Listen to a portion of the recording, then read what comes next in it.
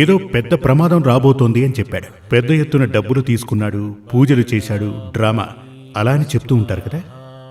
ఒకవేళ అదే సమయంలో, అంటే ప్రమాదం ఉందని ఆ ఆచార్యుడు మీకు చెప్పిన సమయానికి ఒక సైకిలు, ఒక టూ వీలరు వచ్చి మిమ్మల్ని గనక గుద్దుకొని చిన్నపాటి ఏదైనా గాయమై బ్లడ్ అంతా పోయిందనుకోండి, మెడికల్ షాపుకు వెళ్ళి ఓ టించర్ రాసుకుంటే అది పోతుంది.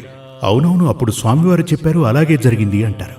అమ్మయ్య, దేవుడి దయ, పరిహారం చేసుకోవటం వల్ల తప్పించుకున్నామంటారు అంటారు కదా. అప్పుడు ఆ పూజకి కూడా ఓ విలువ ఉంటుంది, అలాగే ఆ ప్రవచనానికి కూడా విలువ ఉంటుంది కదా. ఇదే విధంగా పరిహారం చేయటం వల్ల ఏమవుతుందంటే, పెద్ద వర్షం వస్తోందనుకోండి, ఆ వర్షంలో మీకు తడవకుండా వెళ్ళటానికి ఓ గొడుగు అవసరమవుతుందిగా. పెద్ద